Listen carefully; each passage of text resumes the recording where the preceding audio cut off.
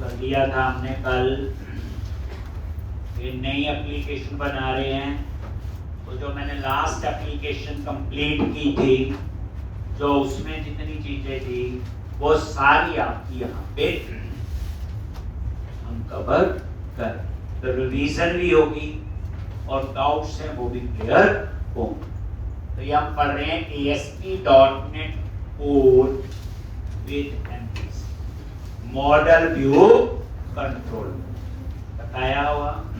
तो सबसे पहले ऐप सेटिंग्स.jsn में जाएंगे और यहां हम क्या लिखेंगे, कनेक्शन स्ट्रिंग। कनेक्शन स्ट्रिंग क्या होता है, एप्लीकेशन और डाटाबेस के बीच में कनेक्शन बनाने के लिए एक स्ट्रिंग है, उसको हम क्या कहते हैं, कनेक्शन स्ट्रिंग। उसको हम कहां लिखते हैं, ऐप सेटिंग.jsn में। क्या क्यों लिखते हैं, यहाँ पे एक जगह लिखेंगे और पूरे प्रोजेक्ट में यूज होगा, एक जगह चेंज करेंगे तो पूरे प्रोजेक्ट में चेंज होगा। अब आ जाओ ऐप सेटिंग.jsn, ये और यहां पे ये कनेक्शन स्ट्रिंग लिखना कल शुरू कर दिया था, याद है। ये कौन str जो है वो क्या आपकी की है, सर्वर में क्या दिया था, डाटाबेस सर्वर का नेम। अब ये डाटाबेस सर्वर का नेम लाइव होगा तो लाइव यूआरएल आ जाएगा, तो live.wabc.com जो भी होगा, या उसका आईपी एड्रेस आ जाएगा। और डाटाबेस जिस नाम से डाटाबेस बनाना है, अभी ये डाटाबेस बना नहीं, अभी तो ये डाटाबेस बनेगा।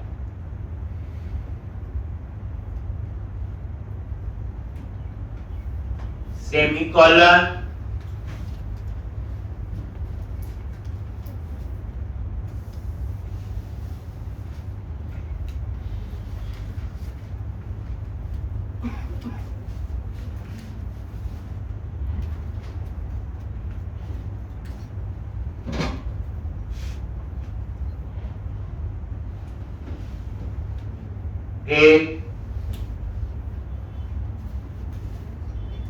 Integrated security is equal to true.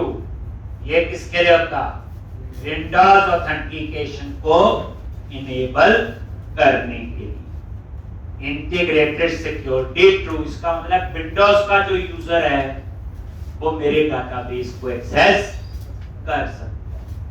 Windows मतलब ऑपरेटिंग सिस्टम का यूजर। ये उसी स्पीड से पढ़ रहे हैं, पहले कर चुके हैं। एंड विद सेमीकोलन, उसके बाद क्या लिखते हैं, multiple active result sets is equal to true. ये वो चीजें होती है इसको खा नहीं सकते, ये लॉजिक नहीं है, ये सेट ऑफ रूल्स है। किसके लिए, database.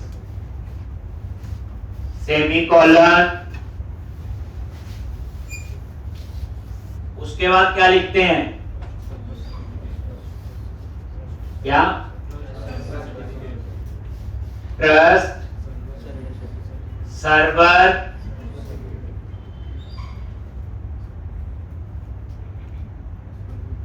Is equal to true. तो ये आपने लिख दिया, इसे बोलते हैं कनेक्शन स्ट्रिंग। कोई होते हैं set of rules.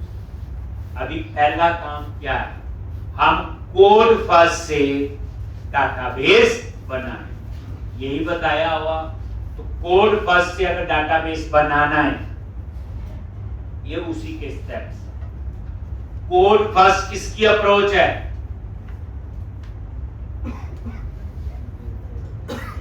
Entity framework, याद रखना। कोड फर्स्ट अप्रोच एमबीसी की नहीं है। एमबीसी के अंदर एंटिटी फ्रेमवर्क है, और एंटिटी फ्रेमवर्क किसके लिए होता, डेटाबेस हैंडलिंग। जो एंटिटी फ्रेमवर्क है वो किसके लिए होता है? आपका डेटाबेस हैंडलिंग। लो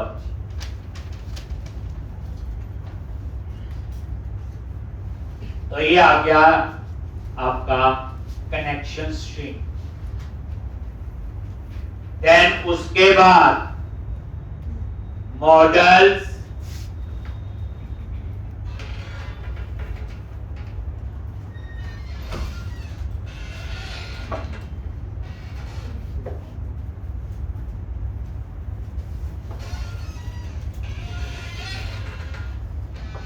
मॉडल्स यहां पे स्टूडेंट नाम का मॉडल बनाएंगे। मॉडल बोले तो क्लास। मॉडल्स पे राइट क्लिक किया, ऐड क्लास,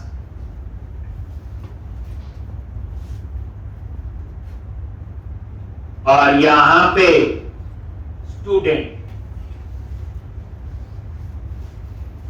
एक, और ये स्टूडेंट नाम से मॉडल बन जाएगा, या बोलो क्लास। ऐड, और ये देखो बन गया पब्लिक क्लास और क्लास का नेम बताया हुआ। क्लास के एक्सेस मॉडिफायर कितने होते हैं? दो। कौन कौन से?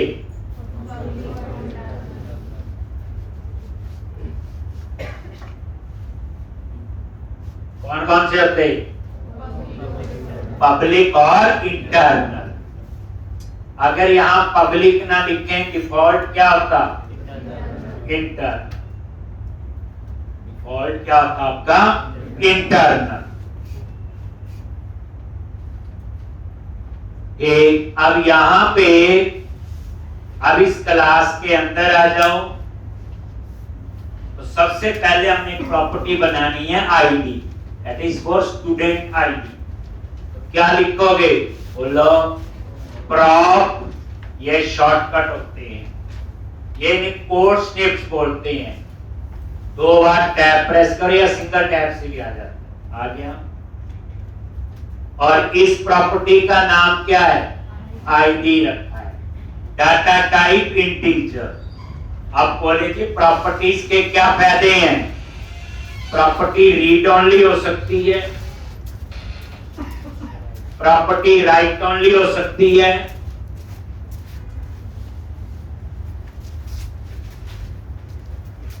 प्रॉपर्टी में वैलिडेशन चेक्स लगा सकते हैं, प्रॉपर्टीज के ऊपर डेवलपर का पूरा कंट्रोल बताया हुआ। जिसमें अकेला गेट ब्लॉक हो तो रीड ओनली प्रॉपर्टी हो, अकेला सेट हो तो राइट ओनली। गेट और सेट दोनों हो तो रीड भी कर सकते हैं। समझाया हो? तो ये आईडी क्यों नाम रखा? आईडी नेम रखने से ये फायदा है, इसको अपने आप ही क्या बना लेगा? प्राइमरी की, और इसको बना लेगा आइडेंटिटी कॉल। अब यहां पे प्रॉप टैब प्रेस किया, स्ट्रिंग और नेम,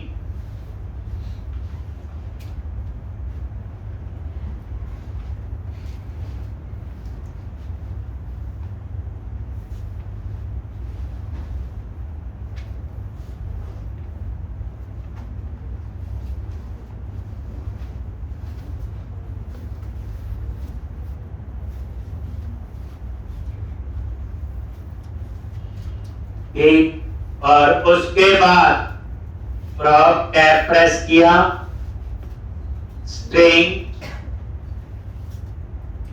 एड्रेस, ये एड्रेस के लिए हो गया। आईडी, नेम, एड्रेस, एज, फिर प्रॉप टैब प्रेस किया, ईमेल, ये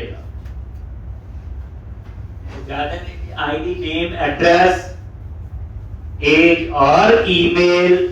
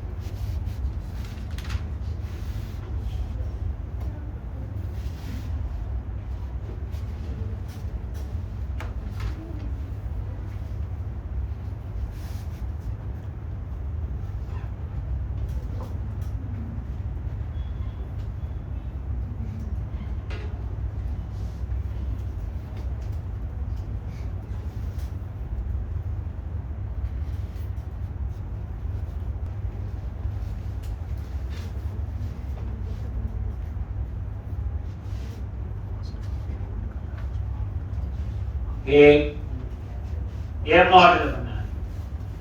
नेक्स्ट स्टेप क्या आपका?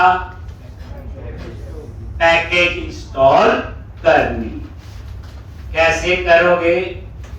टूल्स मेन्यू पे जाओ, नगद पैकेज मैनेजर, मैनेज नगद पैकेजेस फॉर सॉल्यूशन।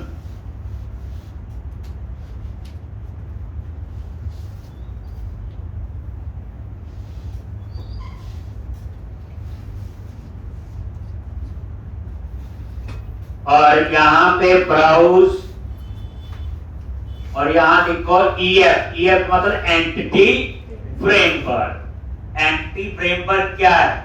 डेटा को एक्सेस करने की एक अप्रोच। एंटिटी फ्रेमवर्क क्या? आपकी डेटा को एक्सेस करने की एक अप्रोच।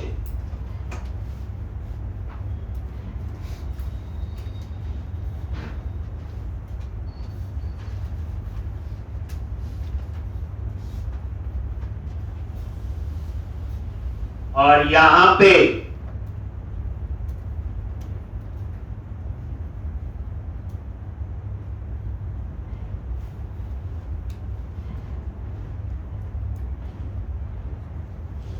एंटिटी फ्रेमवर्क कोड, ये डेटा को एक्सेस करने की अप्रोच। प्रोजेक्ट सेलेक्ट कर लिया और इंस्टॉल।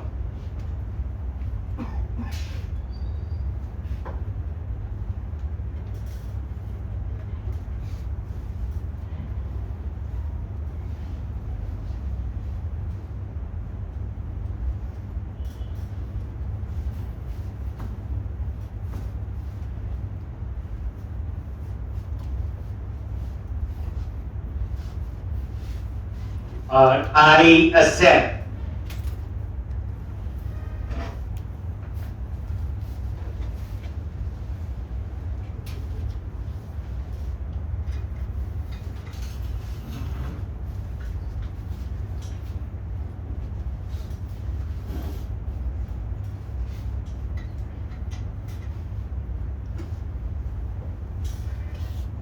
अब दूसरा पैकेज नीचे आ जाओगे, Microsoft dot entity framework code dot SQL server, dot SQL server install. अभी तो हम इन पैकेज को इंस्टॉल कर देते हैं क्योंकि हमने अभी स्टेप्स याद रखे नहीं है। आगे मैं ये भी बताऊंगा कि इस पैकेज का क्या रोल है, इसका क्या है। ये अगर ये इंस्टॉल नहीं करोगे तो कौन सा कोड नहीं चलेगा।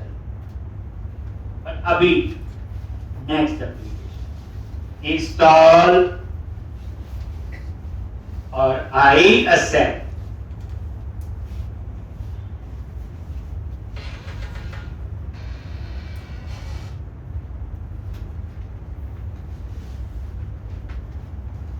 टूल्स और ये इंस्टॉल। तीसरा पैकेज है Microsoft dot entity framework code dot tools और इंस्टॉल। और ये वर्जन आ रहा है 10.0.9 पता। I accept.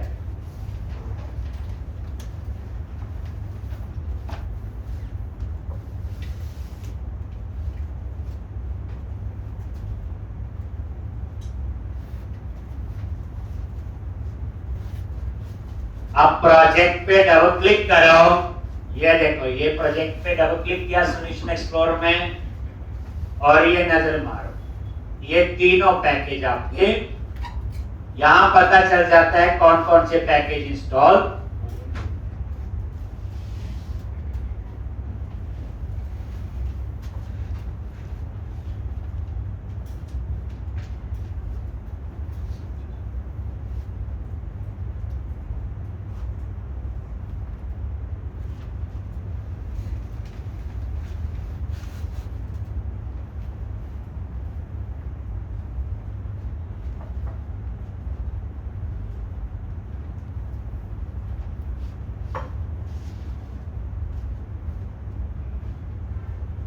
एक चलो, तो ये आपका हो गया। नेक्स्ट स्टेप क्या, तो ये क्लोज कर दो सारा।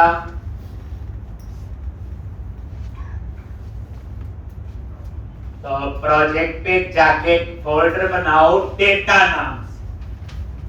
तो ये सॉल्यूशन एक्सप्लोरर में गए, प्रोजेक्ट पे राइट क्लिक किया, ऐड न्यू फोल्डर।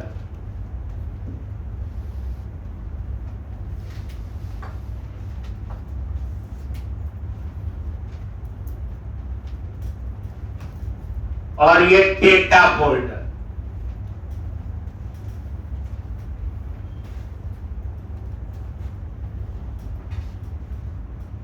और डेटा पे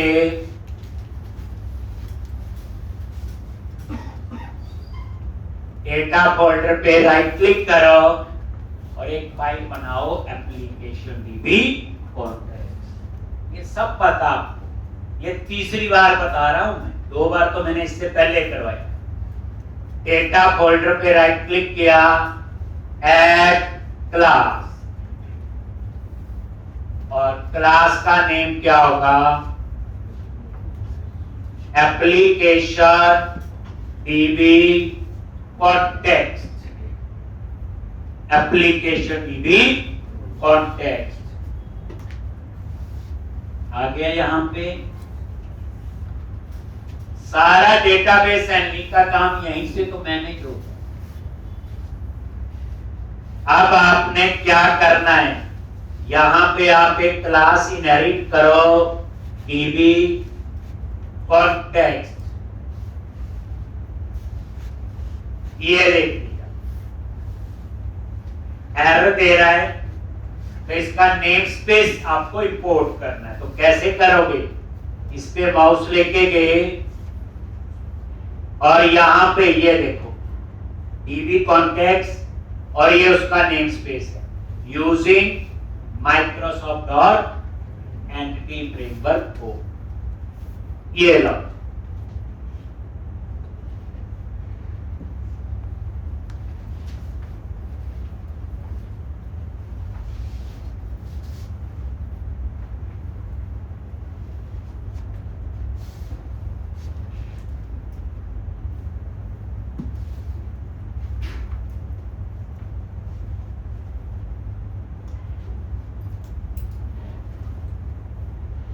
एक और यहां पे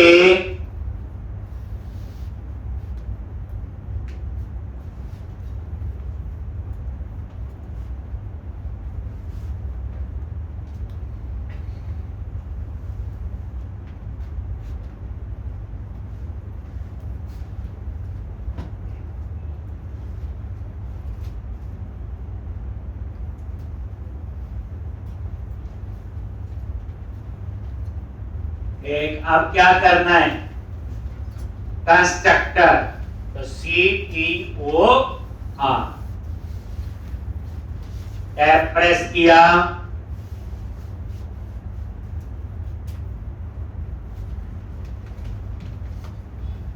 CTOR,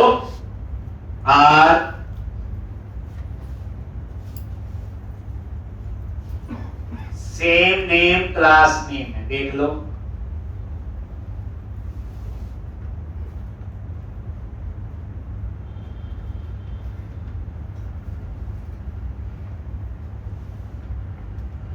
ये क्लास का कंस्ट्रक्टर कैसे आता है, CTOR,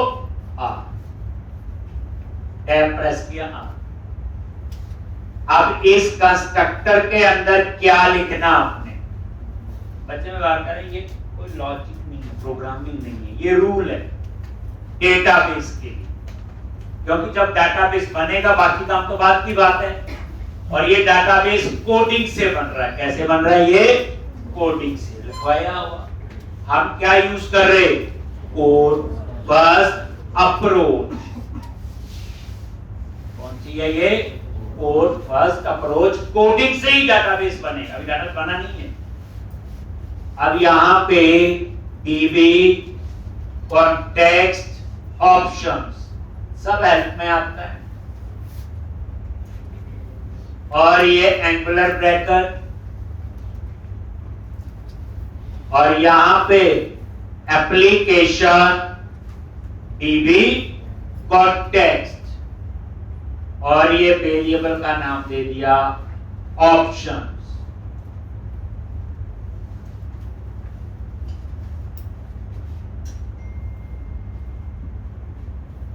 अब आपने बेस क्लास, तो ये क्लास हमने इनहेरिट की, इसको क्या बोलेंगे? Base class. तो बेस क्लास के कंस्ट्रक्टर के लिए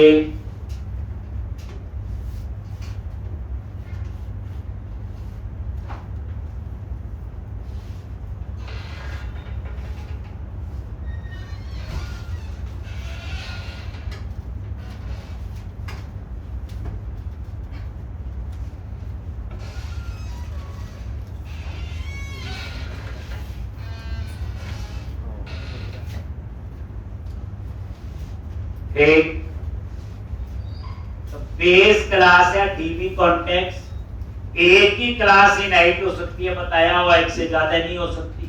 सिंगल इनहेरिट है, सपोर्टेड। ये डीबी कॉन्टेक्स्ट इसकी मेन क्लास है जो सारा डेटाबेस मैनेजमेंट का काम करे। अब यहां पे ये जो एप्लीकेशन डीबी कॉन्टेक्स्ट है, ये कंस्ट्रक्टर है इसका, इस क्लास का एप्लीकेशन डीबी कॉन्टेक्स्ट। अब मैंने इसमें क्या करना है? यहीं पे आ जाओ, इसके साथ बेस क्लास के कंस्ट्रक्टर को कॉल करना। ये मैंने यहां पे लिख दिया।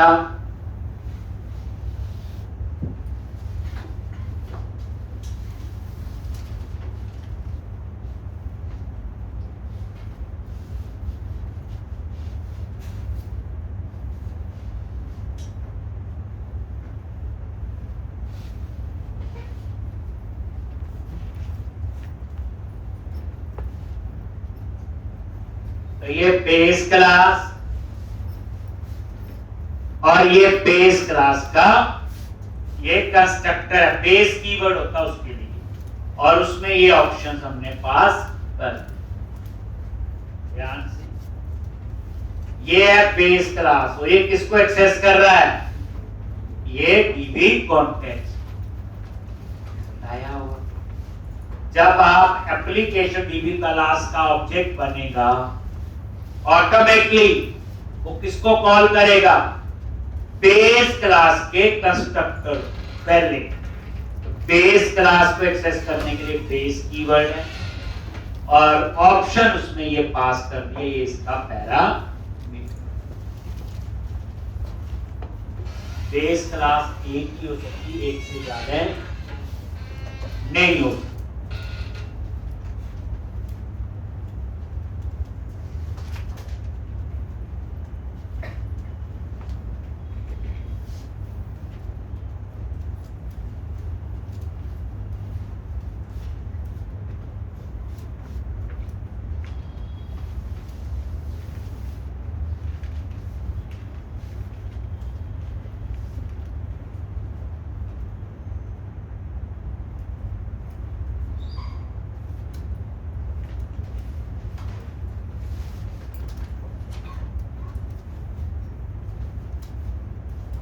तो ये देखो बेस, और ये आपका बेस में क्या दे दिया आपने? ऑप्शन।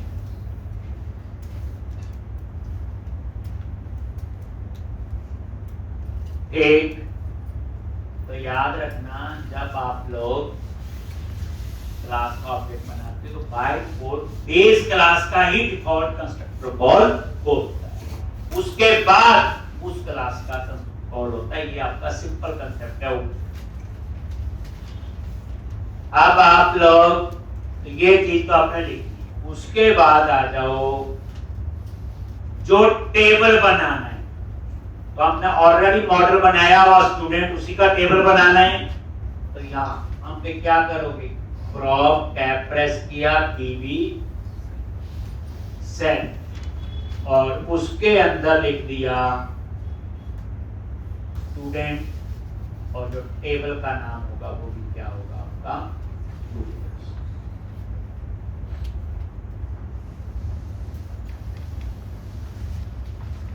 जैसे मॉडल बनाया स्टूडेंट्स का, उसको आपने यहां पे कॉल कर।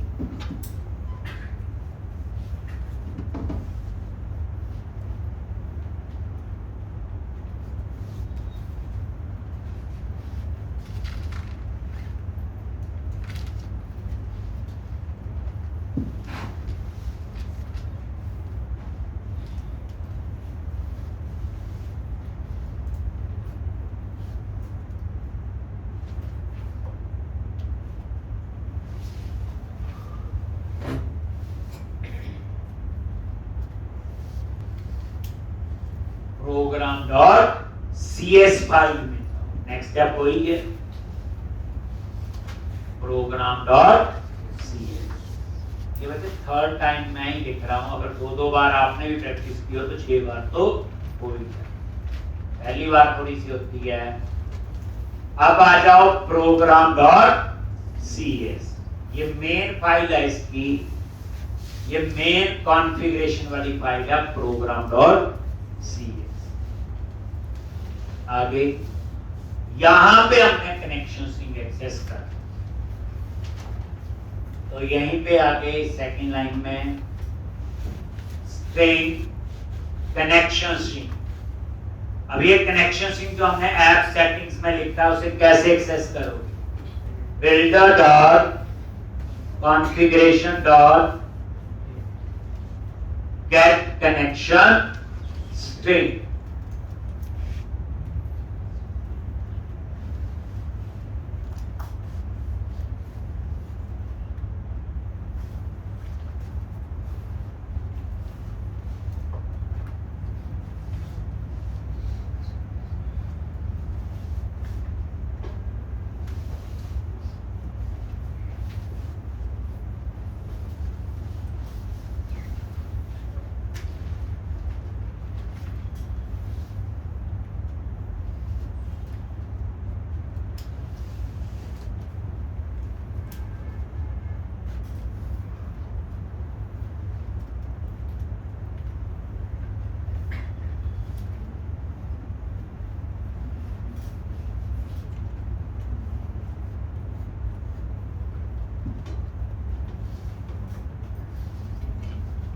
एक अब उसके बाद ये कनेक्शन स्ट्रिंग एक्सेस कर लिया।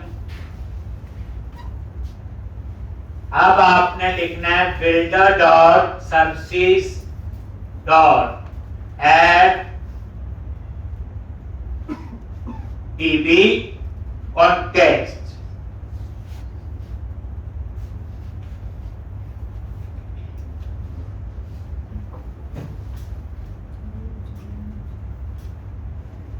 और यहां पे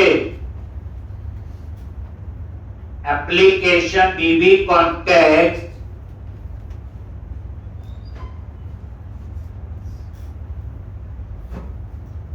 और ये ऑप्शंस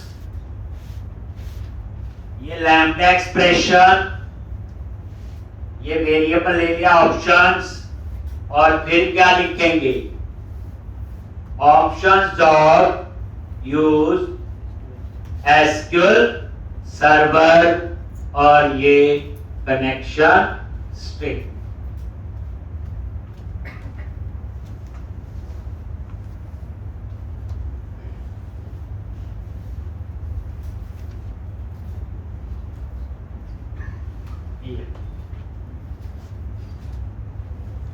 ये स्टेप्स है। तो यहां पे कनेक्शन स्ट्रिंग एक्सेस कर लिया, और कैसे हमने पास किया आपके साथ। नेक्स्ट स्टेप क्या है, ऐड माइग्रेशन, और लास्ट स्टेप है आपका अपडेट डाटाबेस। जब अपडेट डाटाबेस लिखेंगे तो उस समय डाटाबेस भी बन जाएगा, और तो इतने स्टेप्स थे कोड फर्स्ट से डाटाबेस बना।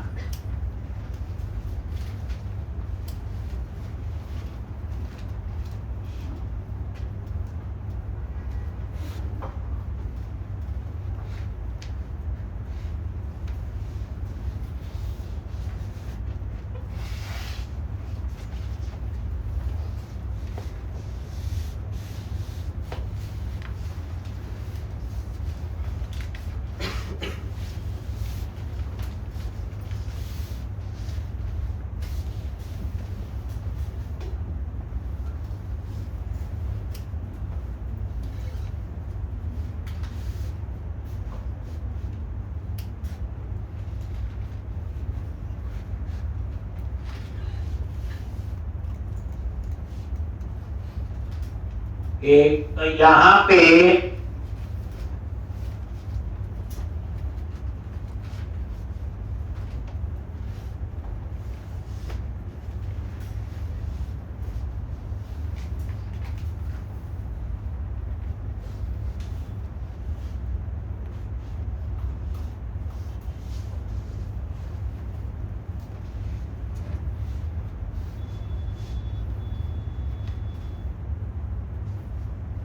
जी, अब हमने आगे क्या करना है,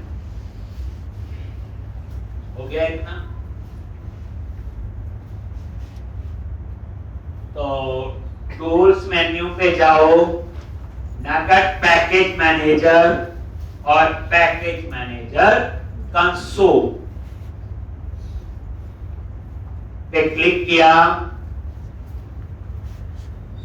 और यहां पे ये आ गया वो console add hyphen migration init load, add hyphen migration init load,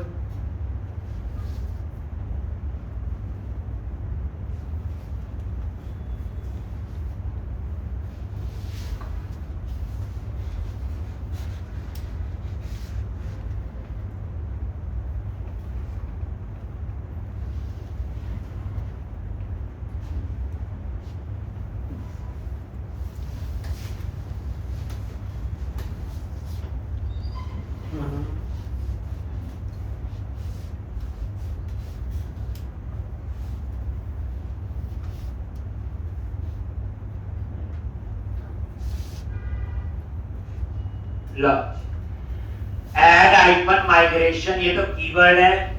init load file का नाम, ये हम कुछ भी रख सकते हैं। पहली फाइल बना रहे तो मैंने नाम रखे इनिट लोड, इनिट लोड हो गया initial load.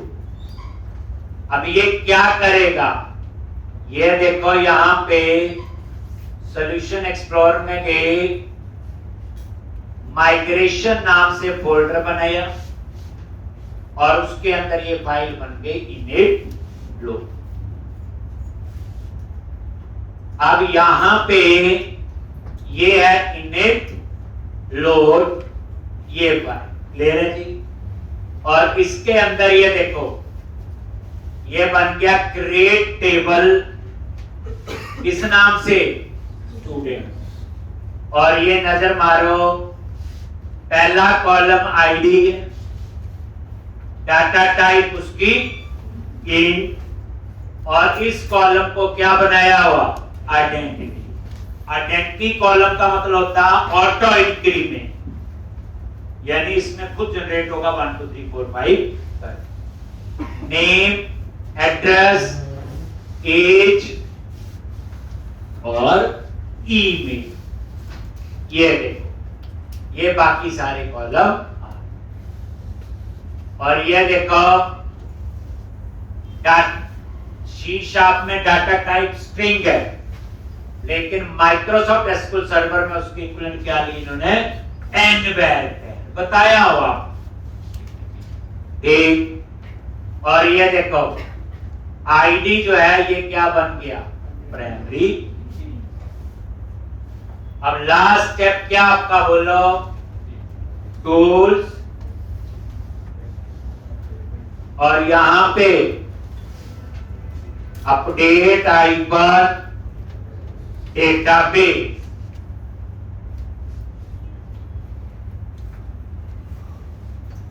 Update hyphen database, और ये अपडेट।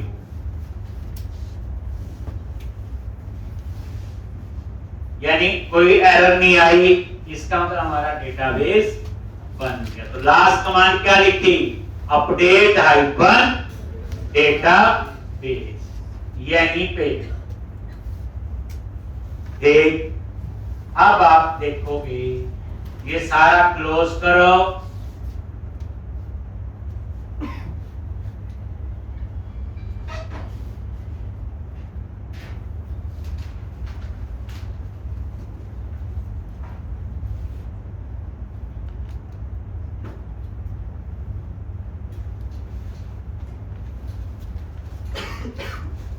अब आपने क्या करना है,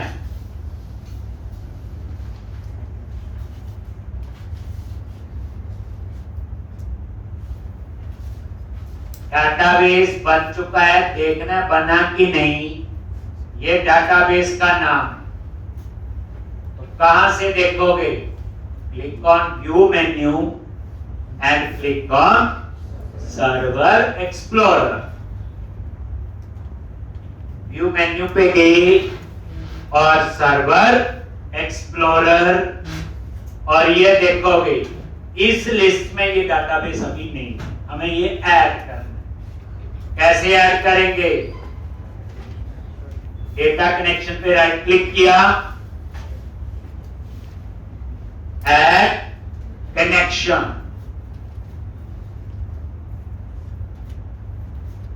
और यहां पे टैब / SQL एक्सप्रेस, ये मेरा डाटाबेस सर्वर का लिंक है। उसके बाद विंडो ऑथेंटिकेशन ही लिखा हुआ, इंटीग्रेटेड सिक्योरिटी ट्रू,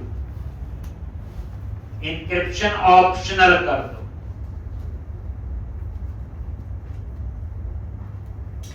और यहां पे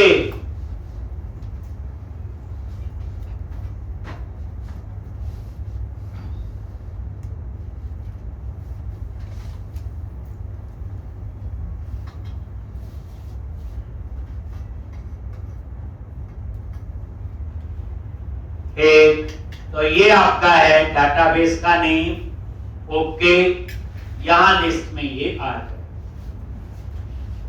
तो ये स्टेप थे कोड फर्स्ट से डाटाबेस बनाना। ठीक है जी, नेक्स्ट स्टेप क्या होगा, कंट्रोलर बनाना। फिर हम क्या बनाएंगे, ये लो, ये डाटाबेस ऐड हो गया, टेबल्स, और ये स्टूडेंट्स नाम से एक। तो अब यहां पे क्या करोगे,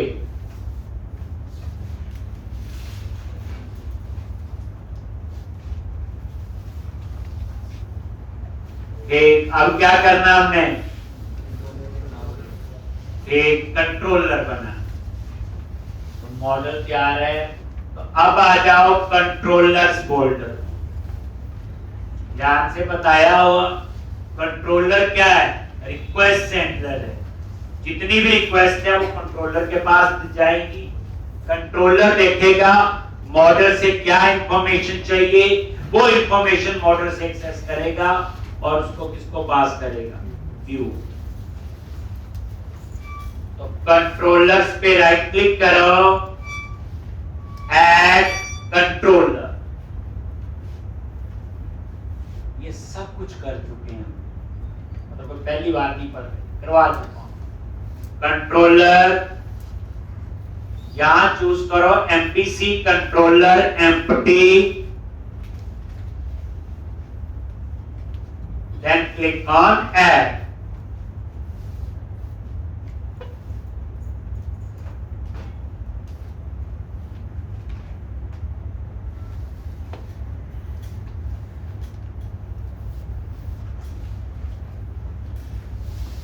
और यहां पे कंट्रोलर और जो होम लिखा हुआ यहां पे एम्प्लॉय कंट्रोलर रख दिया। क्या नेम रखा मैंने, एम्प्लॉय। बताया हुआ कंट्रोलर का नेम एम्प्लॉय है, पर साथ में कंट्रोलर कीवर्ड हमने अटैच कर, ये इसका रूल है। तो एम्प्लॉय कंट्रोलर ये देखो एम्प्टी बन जाए, ये कंट्रोलर्स फोल्डर में हम जितने मर्जी कंट्रोलर बना सकते हैं। एम्प्लॉय का गलती हो गई हमसे, क्योंकि हमारा स्टूडेंट है। चलो तो क्या करो, इसको यहां से डिलीट कर दो, ओके। एम्प्लॉय पे द्वारा कंट्रोलर पे राइट क्लिक किया, ऐड कंट्रोलर, एमबीसी कंट्रोलर, और यहां पे क्या लिखना है, स्टूडेंट कंट्रोलर।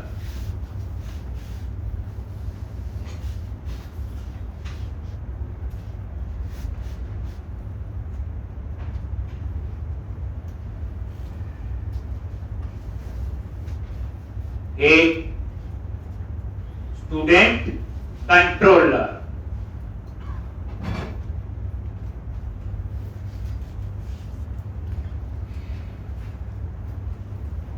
ये और ये कंट्रोलर क्लास इनहेरिट हो। अब यहां पे आपने मॉडल एक्सेस करना है। क्या लिखवाया था, बोलो, private read only. Read only member वो होते जिनको सिर्फ हम एक जगह चेंज कर सकते हैं, क्लास के कंस्ट्रक्टर में, और कहीं पे भी चेंज नहीं कर सकते। एक होते हैं कांस्टेंट मेंबर, जो कांस्टेंट मेंबर हैं उन्हें कहीं पे भी चेंज नहीं कर, वो रीड ऑनली होते हैं प्योर। ये भी रीड ऑनली, हर जगह नहीं चेंज कर सकते, सिर्फ क्लास के कंस्ट्रक्टर में। और ये देखो जो मेरी मॉडल मेन क्लास है उसका नाम है एप्लीकेशन डीबी कॉन्टेक्स्ट। एक इसका नेम स्पेस अपने आप ऊपर इंपोर्ट हो जाता है, नीचे हेल्प में आता है सारा है। और यहाँ पे वेरिएबल का नाम दे दिया अंडरस्कोर कॉन्टेक्स्ट। एक ऑब्जेक्ट नहीं बनाया, सिंपल एक रीड ओनली वेरिएबल डिक्लेयर किया। अब इस क्लास के कंस्ट्रक्टर में आ जाओ और यहां पे ये वही लिखा CTOR, ये देख लो ऐसे किया CTOR, टैब प्रेस किया,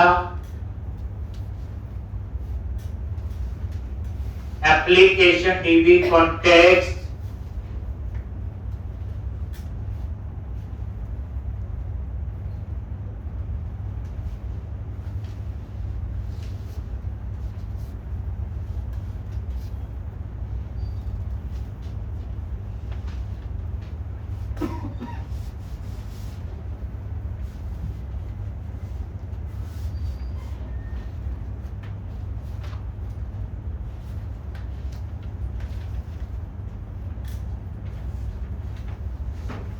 एप्लीकेशन डीबी कॉन्टेक्स्ट, ये पैरामीटर पास कर दिया और ये context is equal to this.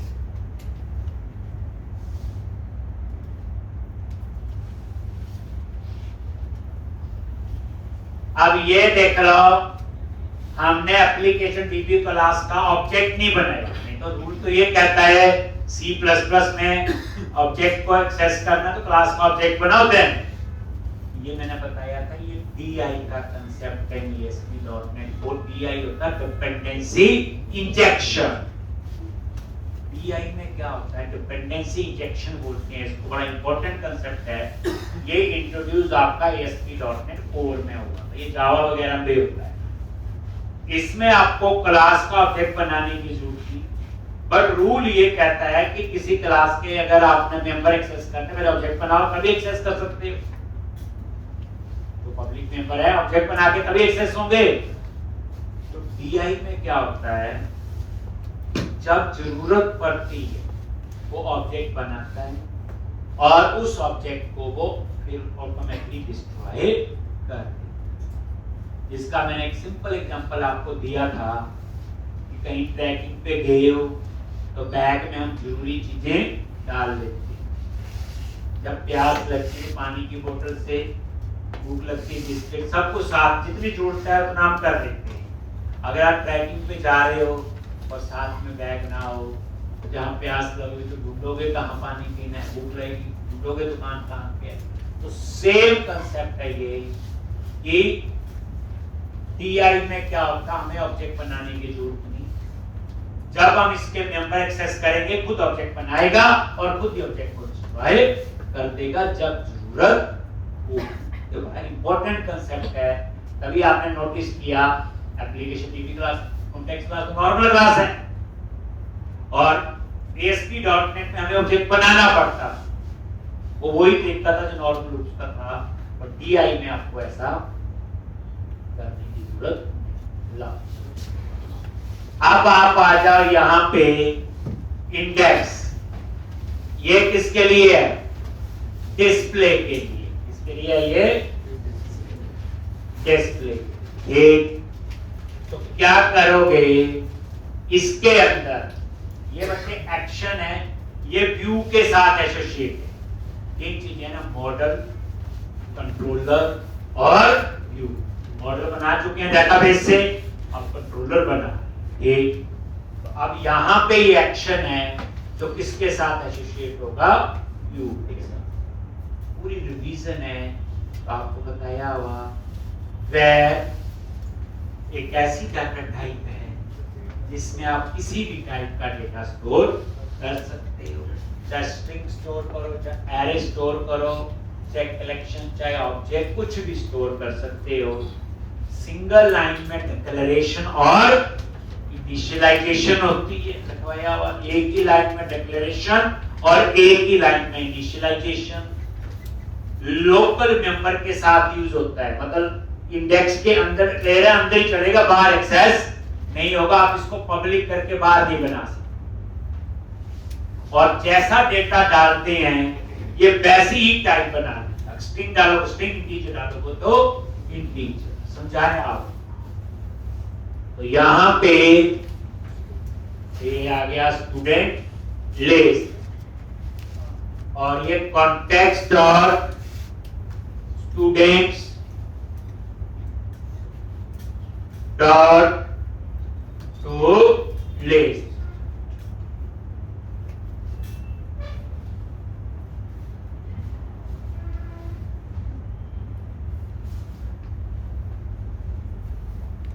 context dot students dot to list।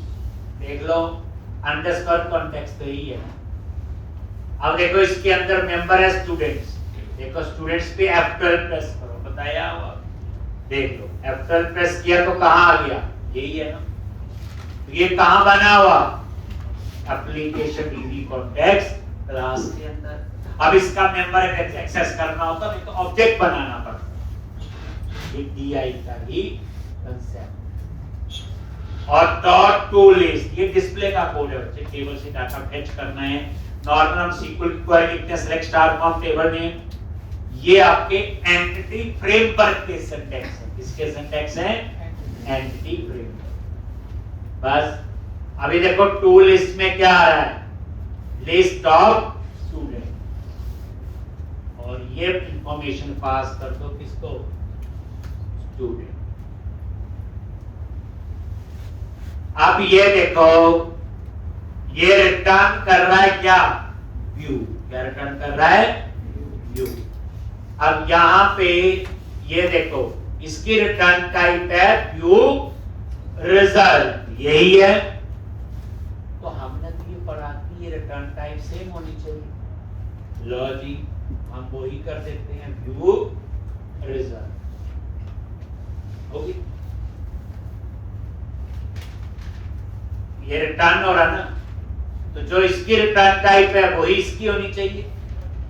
तो इसकी क्या है? देखो माउस लेके गए, क्या लिखा रहा है? View result. तो जितना हमें पता है, तो मैंने इसकी भी क्या कर दी जानते ही, व्यू रिजल्ट। सिखानी है। फिर बोलो जो आई एक्शन रिजल्ट लिखा था, तो आगे समझाऊंगा वो किस। अब हमने क्या करना है? इंडेक्स नाम का व्यू बनाना है। क्या बनाना है? इंडेक्स नाम का व्यू। क्योंकि ये जो स्टूडेंट लिस्ट है, ये सारी हमें कहां चाहिए है? व्यू के अंदर। और व्यू का नाम क्या होगा? इंडेक्स। कैसे बनाएंगे? तो व्यूज कहां बनते हैं बोलो? ये देखो, व्यूज फोल्डर पे गए और यहां पे स्टूडेंट नाम से फोल्डर बनाना है, कंट्रोलर नेम से, और उसके अंदर एक व्यू बनेगा, उसका नाम होगा इंडेक्स। ये जो एमवीसी है बच्चे, प्रोजेक्ट बनाने का आर्किटेक्चर, हमें सेम आर्किटेक्चर फॉलो करना पड़ता है, इसमें कुछ खा नहीं सकते, ये रूल है। तो कैसे करोगे? एक तो मैं व्यूज के अंदर जाके स्टूडेंट नाम का यहां फोल्डर बनाऊं और उसके अंदर इंडेक्स नाम से व्यू, या मैं ऐसे भी कर सकता हूं। ये आपका इंडेक्स क्या है? एक्शन है। इसके अंदर कहीं पे भी राइट क्लिक कर दो। जैसे राइट क्लिक किया, ये ऑप्शन आ गई ऐड व्यू। हमने तरीका सीख लो ना। ऐड व्यू, जैसे ऐड व्यू पे क्लिक किया वही आ गया, और यहां चूज करो रेजर व्यू। क्या चूज करोगे? रेजर व्यू, और ये ऐड कर सेम ऐड पे क्लिक करो। लो जी, ऐड आ, ये देखो व्यू का नाम अपने आप ही आ गया, नहीं तो पिछले में हम खुद लिखते। टेम्पलेट, इस बार हमने बने हुए टेम्पलेट यूज नहीं करने, खुद लिखना है। तो यहां टेम्पलेट आप लो, एम्प्टी विदाउट मॉडल, मतलब खाली होगा, हम सारा कोड इसका लिखेंगे। लेकिन प्रीवियस एप्लीकेशन में हमने बने हुए टेम्पलेट यूज। अब यहां कुछ नहीं चूज करना हो, बस सीधा क्लिक करो। तो टेम्पलेट में क्या है? एम्प्टी चूज करना है, देन क्लिक ऑन ऐड। ये क्या करेगा? व्यूज फोल्डर में कंट्रोलर नाम से पहले फोल्डर बनाएगा स्टूडेंट, और उसके अंदर इंडेक्स नाम से क्या बना देगा? ये। और अब तो नया सीख लो।